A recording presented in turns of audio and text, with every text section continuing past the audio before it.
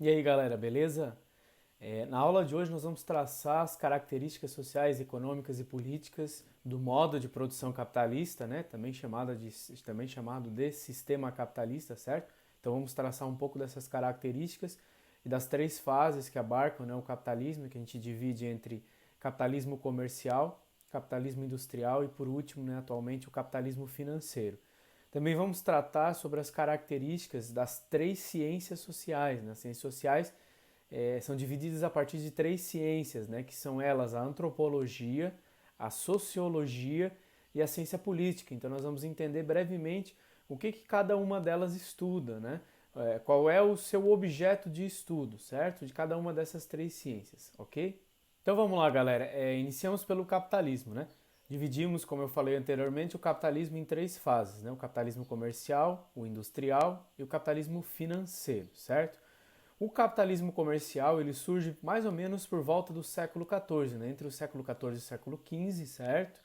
Ele é caracterizado, né? Ele marca, né, um processo de mudança de um antigo regime, ou seja, de superação do feudalismo que existia até então, né, para o surgimento desse novo modo de produção, né, também chamado sistema, né, de produção, certo? O capitalismo comercial ele é caracterizado inicialmente pelo surgimento da classe burguesa, então surge essa nova classe burguesa que passa a ser detentora de grande parte do capital, mas que ainda não era hegemônica, né? Portanto não se caracterizava por uma classe hegemônica na sociedade, né? Porque o poder político ainda se concentrava em grande medida na mão da nobreza, da nobreza, né, e do clero, né, sobretudo, né, entre essas duas classes, mas já havia uma influência da burguesia sobre os estados nacionais que estavam surgindo, né, os estados modernos também começavam a se dilapidar e se formar a partir desse momento. Outras características que são interessantes de pontuar do capitalismo comercial é o surgimento o avanço das grandes navegações e posteriormente a descoberta da América, né? Isso envolve essa fase de surgimento do capitalismo, e as políticas protecionistas e mercantilistas, né? Que envolve esse primeiro momento do modo de produção capitalista, certo? Então é caracterizado pelo surgimento da burguesia, pelo avanço do grande comércio, né? Pelo estabelecimento dessas novas rotas comerciais e dessas trocas, das políticas mercantilistas e protecionistas, certo? A partir do século XVII já, né, entre século XVII e século XVIII, já há um avanço, né, e uma mudança nessas características do modo de produção capitalista, né, como eu falei para vocês, também chamado de sistema capitalista. Né. Essas mudanças elas ocorrem a partir da Revolução Industrial. Né. Então, o norte, a grande questão que envolve todas essas relações é a Revolução Industrial, o surgimento da máquina a vapor e o processo de produção em massa, né? O grande processo de produção em massa que só é possível com a criação da grande indústria, né? Quando surge então essa segunda fase, que é o capitalismo industrial, há uma série de mudanças provocadas, né? Não somente nas relações econômicas, mas também nas relações sociais, nas relações políticas, né?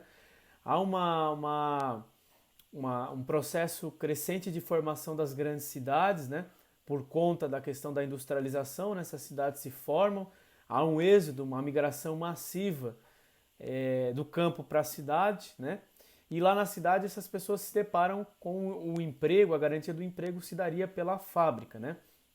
Então, esses camponeses são convertidos a partir desse processo em operários, né? Ou o chamado proletariado, né?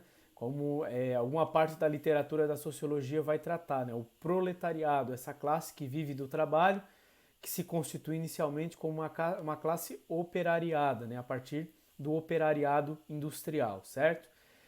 Nesse processo todo, então, há o surgimento da grande indústria, certamente, né?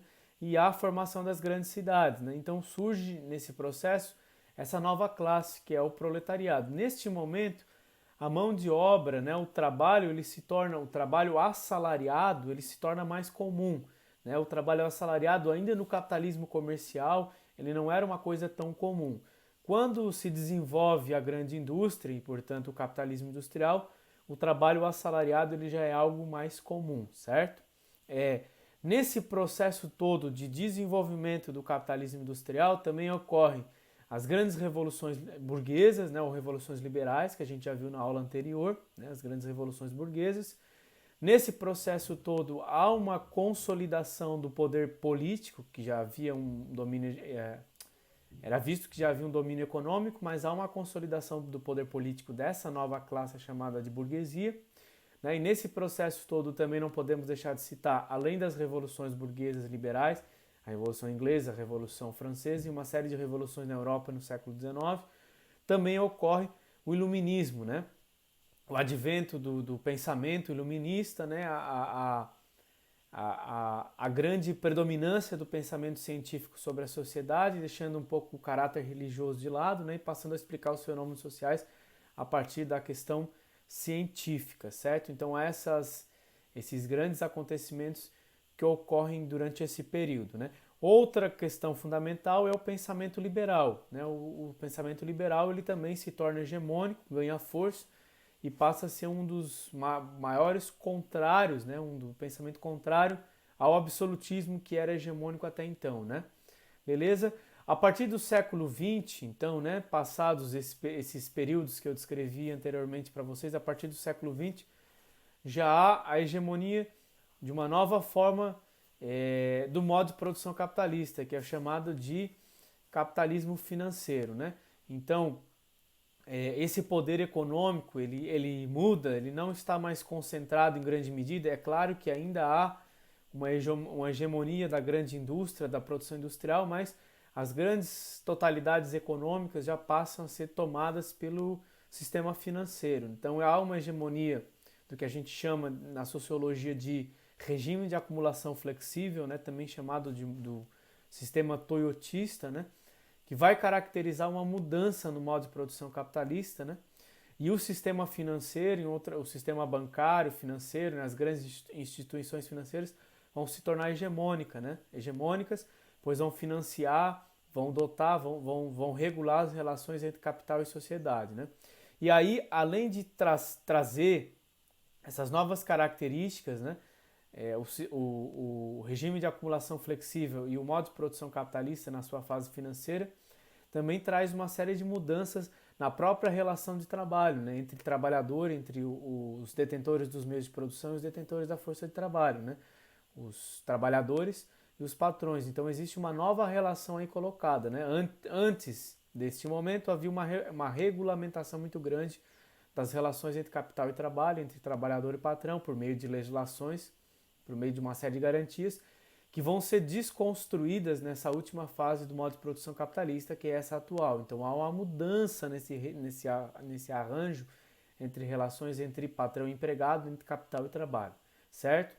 Para finalizar, colocar aqui para vocês que na concepção de Marx, dentro do modo de produção capitalista existe uma primeira relação, e dessa relação vai derivar uma série de outras relações, mas o modo de produção capitalista, na concepção do autor, ele surge a partir dessa primeira relação, que de um lado, os detentores dos meios de produção, que ele vai denominar de classe burguesa, né, que detém os meios de produção, e por outro, os detentores da força de trabalho, né, que é a classe trabalhadora, que ele chama de proletariado, beleza? Então é essa primeira relação, que desta vai surgir uma série de outras relações, tá?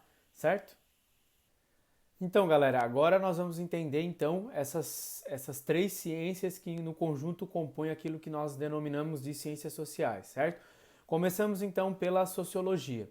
A sociologia é a ciência que surge a partir do século XIX, né?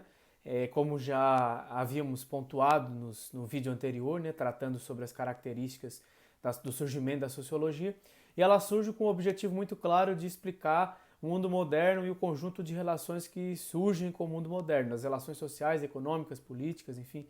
Então, busca entender a sociologia como funcionam os fenômenos nesse mundo moderno, como que eles são produzidos, quais são as explicações que se colocam sobre eles, né? Então, busca explicar como funciona a sociedade e entender, né, dar uma dinâmica e explicar como esses fenômenos, essas questões que são produzidas por essa sociedade moderna que todos nós estamos inseridos, de que forma que eles surgem, esses fenômenos, e quais são as suas causalidades, então, né, o que causa esses fenômenos, certo? A sociologia ela busca entender esse conjunto de relações que é estabelecido a partir dessa condição do mundo moderno. Já a antropologia, né, que também é uma das ciências sociais, ela busca entender, ela se foca muito mais nas relações dadas pela cultura, né, construídas historicamente a partir da cultura, né? Então busca entender como que os homens se organizam enquanto uma condição social, enquanto uma sociedade. Se eles se organizam, eles são produtores e reprodutores da cultura. Como é que se produz essa cultura? De que forma? Quais as características, né? Então essa relação toda, essa relação dinâmica de produção e reprodução da cultura, essa relação com os fenômenos muito mais vinculados à cultura, são produzidos e entendidos por essa ciência que nós chamamos de antropologia, beleza? A terceira ciência é a ciência política. A ciência política ela se volta a entender as relações muito mais sobre os fenômenos relacionados à política, né? Então o poder, o Estado, as relações políticas do modo geral, né? O homem enquanto um sujeito histórico, o homem enquanto sujeito social, então, portanto, o homem enquanto um sujeito também político, né? Então busque entender como é que o homem constrói, quando eu digo homem, me refiro à humanidade nas relações da nossa espécie, né? A humanidade, quanto homens e mulheres produzem essas relações históricas da política, né? Quais são as características dessas correntes políticas, dessas ideologias e como que ela se manifesta na realidade objetiva, certo?